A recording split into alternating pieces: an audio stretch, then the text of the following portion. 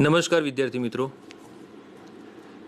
ધોરણ 9 પ્રકરણ 5 સજીવનો પાયાનો એકમ આપણે કોષનો ઇતિહાસ, કોષની શોધ કેવી રીતે થઈ, કોષના ક્ષેત્રમાં એટલે કે કોષ વિજ્ઞાનના ક્ષેત્રની અંદર કેવા કેવા વૈજ્ઞાનિકોએ પોતાનો ફાળો આપ્યો છે,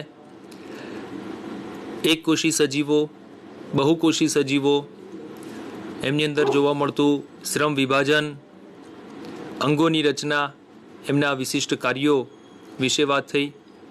ત્યારબાદ કોષની ત્રણ જે લાક્ષણિકતાઓ છે, કોષ કેન્દ્ર, કોષરસ પટલ અને કોષરસ, એના વિશે પણ આપણે વાત કરી. ત્યારબાદ વનસ્પતિ અને પ્રાણીઓની અંદર જોવા મળતી પ્રસરણની, આશ્રુતિની અને રસ સંકોચનની જે ઘટનાઓ છે, આ ઘટનાઓ વિશે પણ આપણે પ્રવૃત્તિના માધ્યમથી માહિતી મેળવી. આશ્રુતિ અને રસ સંકોચન બંને એકબીજા સાથે સંકળાયેલી ઘટનાઓ છે. વનસ્પતિની અંદર, પ્રાણીની અંદર આ ક્રિયાઓ દ્વારા આ એક દેહધાર્મિક ક્રિયા તરીકે અસ્તિત્વ ધરાવે છે. જીવનની જરૂરિયાત માટે કાર્બન ડાયોક્સાઇડ, ઓક્સિજન, પાણી, પાણીમાં ઓગળેલ દ્રવ્ય ક્ષારો, આ બધા વનસ્પતિ અને પ્રાણીઓ જે છે મેળવતા રહેલા છે, જેની અંદર આ આશ્રુતિ અને રસ સંકોચન જે છે એ બહુ જ અગત્યનો ફાળો એ ભજવે છે. એ વિશે પણ આપણે ખૂબ જ વિસ્તૃત રીતે ચર્ચા કરી. હવે આપણે થોડાક એનાથી આગળ વધી રહ્યા છીએ. કોષનો જે ત્રીજો ભાગ છે એના વિશે આપણે વાત કરી હતી કે કોષ દિવાલ છે, અને આ કોષ દિવાલ જે છે એ કોષની બંધારણના માટે જરૂરી છે. કોષનો જે ઢાંચો છે એ ઢાંચાને પકડી રાખવા માટે કોષ દિવાલ જે છે જરૂરી છે.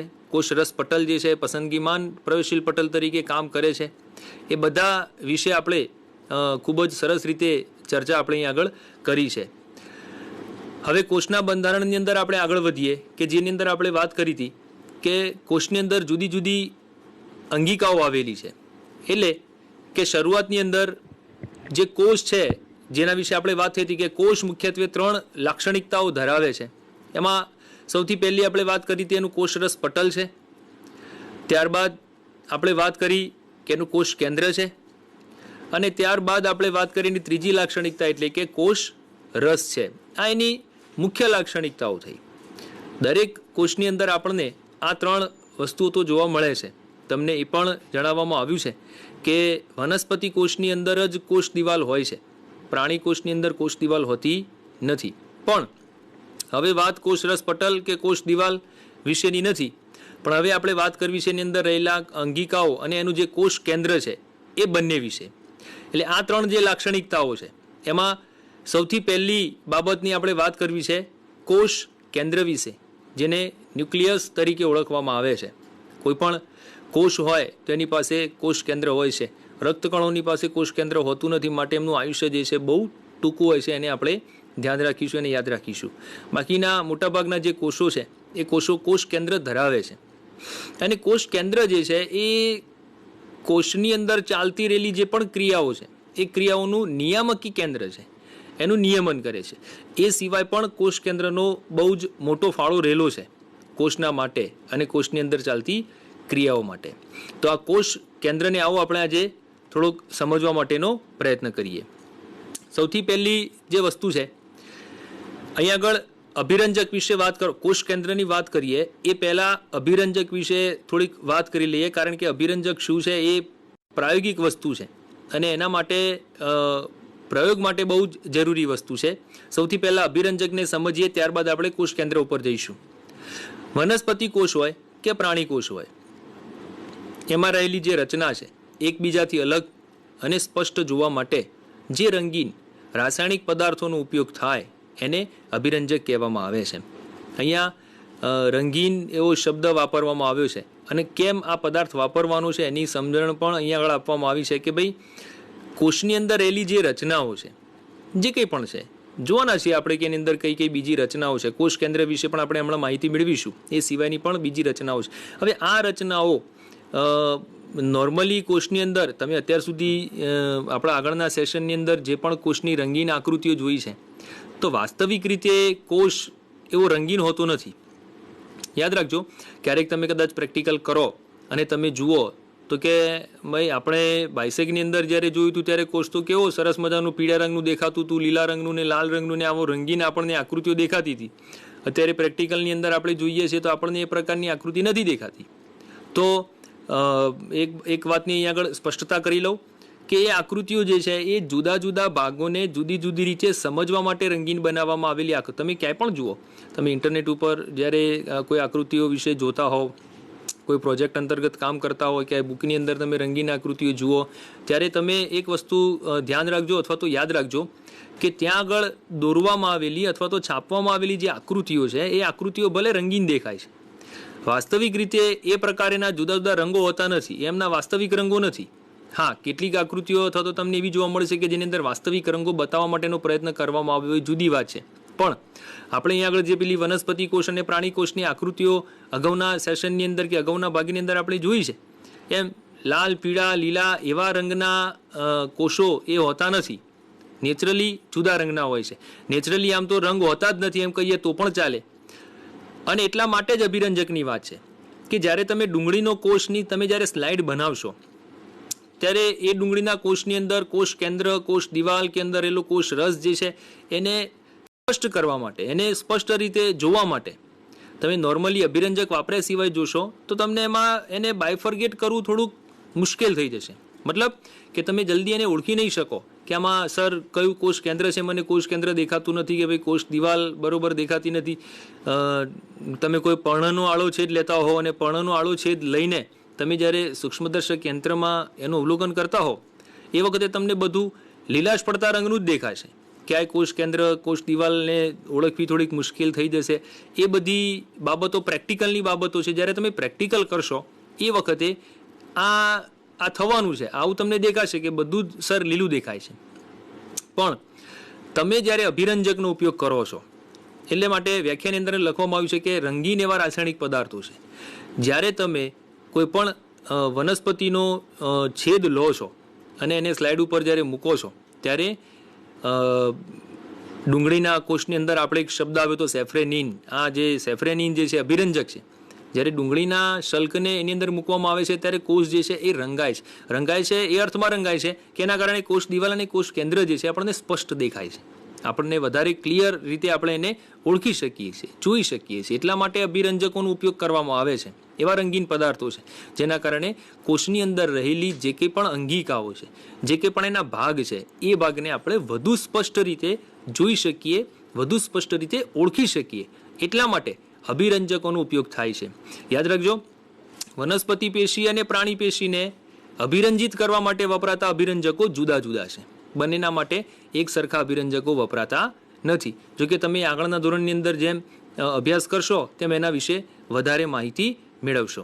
તો અભિરંજકોની વ્યાખ્યામાં આપણે જોયું કે ભાઈ કોષ ને જ્યારે એની અંદર રહેલા જે ભાગ આપણે જોવાના હોય છે ત્યારે પ્રાણી કોષ કે વનસ્પતિ કોષની અંદર રહેલી રચનાઓને એકબીજાથી અલગ અને સ્પષ્ટ જોવી હોય તો એના માટે આ જે રંગીન રાસાયણિક પદાર્થોનો આપણે ઉપયોગ કરવાનો છે એ રંગીન રાસાયણિક પદાર્થોને અભિરંજક કહેવામાં આવે છે. તો આવા કયા અભિરંજકોનો ઉપયોગ આપણે કરી શકીએ અથવા તો નોર્મલી પ્રયોગશાળામાં થતો હોય છે? જેમ કે ઉદાહરણ તરીકે લખવામાં આવ્યું કે ભાઈ આયોડિન છે, સેફ્રેનિન છે, મિથિલિન બ્લુ છે, ઘણી વખતે શાઈનો પણ ઉપયોગ કરવામાં આવે છે, ઇન્ક, ઇઓસિન. આ ઇઓસિન જે છે પ્રાણી પેશીને અભિરંજિત કરવા માટે વપરાતો અભિરંજક છે. આયોડિન, સેફ્રેનિન, મિથિલિન બ્લુ મોટા ભાગે વનસ્પતિ કોષને અભિરંજિત કરવા માટે વપરાતા અભિરંજકો છે. તો આ એવા પદાર્થો છે કે જે અભિરંજક તરીકે ઓળખાય છે, કે જેને લગાડવાથી આપણા છેદ ઉપર એને આપણા છેદને એની અંદર ડૂબાડીને એને અભિરંજિત કરવાથી આપણે એના કોષોને સ્પષ્ટ રીતે જોઈ શકીએ. નમૂનાને અભિરંજિત કર્યા વગર કોષીય ભાગ સ્પષ્ટ જોઈ શકાતા નથી, તેથી અભિરંજિત કરવા જરૂરી છે. જેની આપણે હમણાં અગાઉ વાત કરી દીધી કે જો આપણે અભિરંજિત નથી કરતા કોષને, એને રંગતા નથી આપણા છેદને, જે કે પણ આપણે નમૂનો લીધો છે, સ્પેસિમેન લીધો છે એને, તો આપણે એના કોષીય ભાગને સ્પષ્ટ રીતે ન જોઈ શકીએ. હવે જો કોષીય ભાગને સ્પષ્ટ રીતે ન જોઈ શકીએ તો પછી આપણે એમાં જોવાનું શું, કેવું દેખાય? એના માટેનો એક ફોટોગ્રાફ છે આગળ મૂકવામાં આવ્યો છે. તમે તમારી ટીવી સ્ક્રીન ઉપર જોઈ શકો છો એ પ્રમાણે કે કોઈ પણ અભિરંજક વાપર્યા વગર દેખાતી રચના. હવે જ્યારે આપણે અભિરંજક ન વાપરીએ ત્યારે આપણને કેવું એકદમ જાણે કે આમાં કોષ કેન્દ્ર, કોષ દિવાલ તો આપણને ઠીક છે, થોડે ઘણે અંશે દેખાય છે. અભિરંજકોનો ઉપયોગ માત્ર કોષ દિવાલને કોષ કેન્દ્ર જોવા માટે નથી થતો. અભિરંજકોનો ઉપયોગ જે છે એ બીજી અંગિકાઓને ઓળખવા માટે અને એને અલગ તારવવા માટે પણ થતો હોય છે. એટલે કોઈ વિદ્યાર્થીને એવું લાગે કે સાહેબ આની અંદર તો આપણને સરસ મજાના પહેલાની અંદર જેમ ખાના દેખાતા હતા એ પ્રમાણે આની અંદર પણ ખાના દેખાય છે. વાત સાચી છે કે આની અંદર પણ આપણને ખાના દેખાય છે. તમે કોષને અલગ દેખી તો શકો છો, પણ હવે તમને જ્યારે એમ પૂછવામાં આવે કે ભાઈ આની અંદર કોષ કેન્દ્ર ક્યાં છે બતાવો, તો તમે આની અંદર કોષ કેન્દ્ર નહીં બતાવી શકો. જેવી રીતે આકૃતિની અંદર, અગાઉની આકૃતિની અંદર આપણે જોયું છે કે ભાઈ કોષની અંદર ચોક્કસ મધ્યમાં તો બિલકુલ મધ્યમાં ન કહી શકાય, પણ મધ્યમાન સ્થાનથી થોડાક આગા પાછા નજીકમાં, મધ્યમાન સ્થાનની બિલકુલ થોડીક નજીકની અંદર આપણને કોષ કેન્દ્ર દેખાય છે. પણ એ આકૃતિની અંદર આપણને કોષ કેન્દ્ર સ્પષ્ટ નથી દેખાતું જ્યારે આપણે અભિરંજક વાપરતા નથી. જુઓ આ આકૃતિની અંદર તમે સ્લાઇડમાં જોઈ શકો છો કે ભાઈ આમાં કોઈ કોષ કેન્દ્ર જે છે એ સ્પષ્ટ દેખાતું નથી, કારણ કે અભિરંજક વાપરેલો નથી. તો આ પરિસ્થિતિ તમને અભિરંજક વાપર્યા સિવાય થવાની છે. એટલે એક સ્લાઇડ એવી પણ તમે પ્રયોગશાળામાં બનાવો કે જેમાં કોઈ જાતનો અભિરંજક ન વાપરો. અભિરંજક વાપર્યા વગર તમે સૂક્ષ્મદર્શક યંત્રમાં આ જે તમે પેશી જે સ્લાઇડ તમે બનાવી રહ્યા છો જે ભાગની, એ ભાગને અભિરંજક વાપર્યા સિવાય પણ તમે એનું અવલોકન કરી જુઓ અને પછી એવા ને એવા બીજા નમૂનાનું અભિરંજક વાપરીને તમે એનું અવલોકન કરી જુઓ. તમે જ્યારે બંને એ અવલોકનોને પછી તમે એની અંદર શું ફેર છે એ તમે જોઈ શકો છો. હવે અભિરંજક વાપરીએ તો શું થાય? અહીંયા આગળ નામ લખવામાં આવ્યું છે સેફ્રેનિન અભિરંજક. જુઓ બંને આકૃતિની તુલનાત્મક તમારે જો એની તુલના કરવી હોય તો આ અભિરંજક સિવાયની આકૃતિ છે, આમાં કોષ કેન્દ્ર ક્યાંય સ્પષ્ટ આપણને નથી દેખાતું. હવે જ્યારે એને અભિરંજક વાપરવામાં આવે છે, સેફ્રેનિન નામનું અભિરંજક જ્યારે વાપર્યું ત્યારે આ પ્રકારની રચના આપણને જોવા મળી. આમાં કોષ દિવાલ અને કોષ કેન્દ્ર, જો જેટલા પણ ટપકા આપણને દેખાય છે ને, આ દરેક કોષની અંદર આપણને ટપકા દેખાય છે. આ જે ટપકા છે ને આ બધા એના કોષ કેન્દ્ર છે, સ્પષ્ટ દેખાઈ આવે છે. એની કોષ દિવાલો પણ સ્પષ્ટ છે, રંગાયેલી દેખાય છે. તો આ તફાવત છે અભિરંજક વાપર્યા સિવાયની સ્લાઇડનો અને આ અભિરંજક વાપરેલી સ્લાઇડનો. એ સિવાય બીજું પણ અભિરંજક વાપરવામાં આવે છે જેમ કે મિથિલિન બ્લુ. તો અહીંયા પણ તમે જોઈ શકો છો બંનેની અંદર એમ બંને આકૃતિમાં આ જે કોષ દિવાલ છે એ સ્પષ્ટ દેખાય છે. આની અંદર આ કોષ દિવાલ છે, આની અંદર આ કોષ દિવાલ છે. મિથિલિન બ્લુ છે એટલે આકૃતિ છે અથવા તો એનું જે છેદ તમને જે છે બ્લુઇશ દેખાશે. પણ અભિરંજકનું કામ હમણાં કહ્યું એ પ્રમાણે શું છે તો કે અભિરંજકનું કામ જે છે ને એ ભાગને સ્પષ્ટ કરવાનું છે. તો આપણને આમાં સ્પષ્ટતા થાય છે કે ભાઈ આ જે લાઈનો છે ને એ એની કોષ દિવાલ છે. આટલેથી આ જે છે એ એનો કોષ થઈ ગયો. આ એક કોષ છે, આ ઉપરવાળો એ બીજો કોષ છે, આ ત્રીજો કોષ છે, આ ચોથો કોષ છે. આ જે છે બધા કોષ છે અલગ અલગ. આ એની કોષ દિવાલથી એ સેપરેટ થાય છે. અને દરેકની અંદર તમે જુઓ છો એ પ્રમાણે આ જે ડોટ દેખાય છે, આ ટપકા દેખાય છે વાદળી રંગના અથવા તો ડાર્ક બ્લુ રંગના આપણને જે ટપકા દેખાય છે, આ ટપકા જે છે એ એનું કોષ કેન્દ્ર છે. તો બે અભિરંજકો અહીંયા આગળ નામનો ઉલ્લેખ કરવામાં આવ્યો છે. એક સેફ્રેનિન છે, બીજું છે મિથિલિન બ્લુ. એ સિવાય એક ત્રીજું અભિરંજકની પણ વાત કરવામાં આવી હતી. અહીંયા આગળ કોષ કેન્દ્ર એવું નામ નિર્દેશન કરેલું છે, આયોડિન અભિરંજક. હવે કોષને આયોડિન વડે પણ અભિરંજિત કરવામાં આવે છે. જ્યારે આયોડિન વડે અભિરંજિત કરવામાં આવે છે ત્યારે તમે જોઈ શકો છો કે થોડું એક યલોઇશ પ્રકારની એની સ્લાઇડ આપણને જોવા મળશે. આપણી પ્રયોગશાળાની અંદર ઇઓસિન, મિથિલિન બ્લુ, ઇઓસિન તો પ્રાણી પેશી માટે છે, સેફ્રેનિન, મિથિલિન બ્લુ, આયોડિન, આવા જો જુદા જુદા અભિરંજકો આપણી પ્રયોગશાળાની અંદર જો આપણી પાસે અવેલેબલ હોય તો આપણે 4 અલગ અલગ પ્રકારની સ્લાઇડ બનાવી શકીએ. સૌથી પહેલી સ્લાઇડ તમારે કઈ બનાવવાની છે? સૌથી પહેલી સ્લાઇડ જે છે એ કોઈ પણ જાતનો અભિરંજક વાપર્યા સિવાય બનાવવાની છે કે જેમાં તમારે કોઈ સ્ટેઇન લગાડવાનું નથી, નોર્મલ. પછી બીજી એક સ્લાઇડ આપણે બનાવીશું સેફ્રેનિનથી અભિરંજિત કરેલી. ત્રીજી સ્લાઇડ બનાવીશું મિથિલિન બ્લુથી અભિરંજિત કરેલી. અને ચોથી સ્લાઇડ આપણે બનાવીશું આયોડિનથી અભિરંજિત કરેલી સ્લાઇડ. તો આ અભિરંજકોથી, અને જો આપણને ન મળે તો આપણી પાસે જો ઇંક હોય, આપણી પાસે જો શાઈ હોય તો આપણે શાઈનો પણ ઉપયોગ એને અભિરંજિત કરવા માટે કરી શકીએ. ટૂંકમાં આપણી પ્રયોગશાળામાં જેટલા પણ અભિરંજકો સ્ટેઇન અવેલેબલ હોય એ પ્રમાણે આપણે જુદી જુદી અભિરંજકોને વાપરીને જુદી જુદી સ્લાઇડ્સ આપણે બનાવીશું. પણ સૌથી પહેલી સ્લાઇડ જે છે એ કોઈપણ જાતનું અભિરંજક વાપર્યા સિવાયની બનાવીશું. હવે આ જે આયોડિન અભિરંજક વડે દેખાતી જે સ્લાઇડ છે એને થોડુંક આપણે જો એને ઝૂમિંગ કરીએ તો આપણને દેખાશે કે ભાઈ એની અંદર જે છે કોષ દિવાલ અને એનું કોષ કેન્દ્ર સ્પષ્ટ રીતે આપણે જોઈ શકીએ છીએ.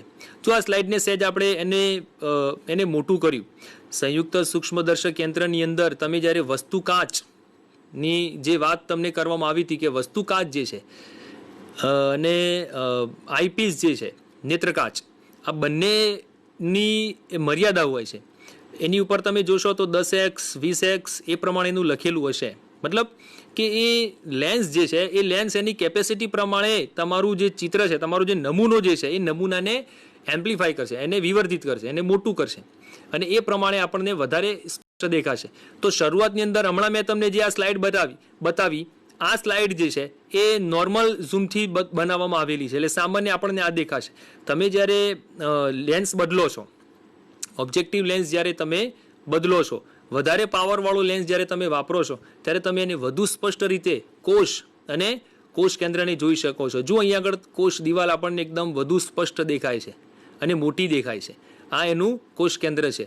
આજુબાજુના પ્રત્યેક કોષની અંદર પણ તમે જોઈ શકો છો કે કોષ કેન્દ્ર જે છે એ સ્પષ્ટ દેખાય છે, કોષ દિવાલ પણ સ્પષ્ટ દેખાય છે.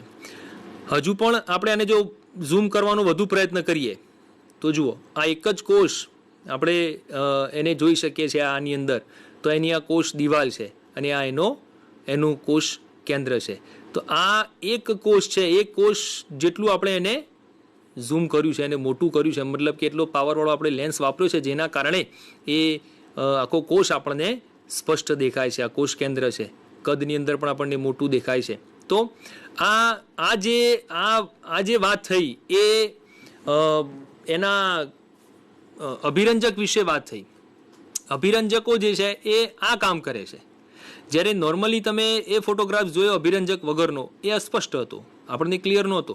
અને જુદા જુદા જ્યારે અભિરંજક વાપરવામાં આવે છે અને જ્યારે સ્લાઇડને જોવામાં આવે છે ત્યારે અંદરના ભાગ આપણે વધુ સ્પષ્ટતાથી જોઈ શકીએ છીએ, વધુ સ્પષ્ટ રીતે આપણે એને ઓળખી શકીએ છીએ. યાદ રાખજો વિદ્યાર્થી મિત્રો, અગાઉ પણ મેં તમને કહ્યું છે અને ફરીથી પણ કહી દઉં કે કોષ રસની અંદર આવેલી જે અંગિકાઓ છે, કોષ રસની અંદર આવેલી જે અંગિકાઓ છે, આ અંગિકાઓ માત્ર ઇલેક્ટ્રોન માઇક્રોસ્કોપની મદદથી જોઈ શકાશે. ઇલેક્ટ્રોન માઇક્રોસ્કોપની મદદથી જ આપણે અંગિકાઓ જે છે એને જોઈ શકીશું. સાદા સૂક્ષ્મદર્શક યંત્ર અને સંયુક્ત સૂક્ષ્મદર્શક યંત્રની મદદથી આપણે કોષની અંદર રહેલી અંગિકાઓ જોઈ શકવાના નથી. તો સંયુક્ત સૂક્ષ્મદર્શક યંત્રથી આપણને શું જોઈ શકાય, તો શું દેખાય, તો કે એની કોષ દિવાલ જોઈ શકાય, એનું કોષ કેન્દ્ર જોઈ શકાય. એની અંદર આવેલી અંગિકાઓ એટલી સૂક્ષ્મ હોય છે કે એ આપણને સંયુક્ત સૂક્ષ્મદર્શક યંત્રની મદદથી નથી જોઈ શકાતી. ઇલેક્ટ્રોન માઇક્રોસ્કોપનો એના માટે આપણને ઉપયોગ કરવો પડે છે. તો આ અભિરંજક વિશેની વાત થઈ. અભિરંજકોથી આપણી સ્લાઇડ જે છે એ વધુ સ્પષ્ટ, વધુ સરસ રીતે આપણે બનાવી શકીએ છીએ.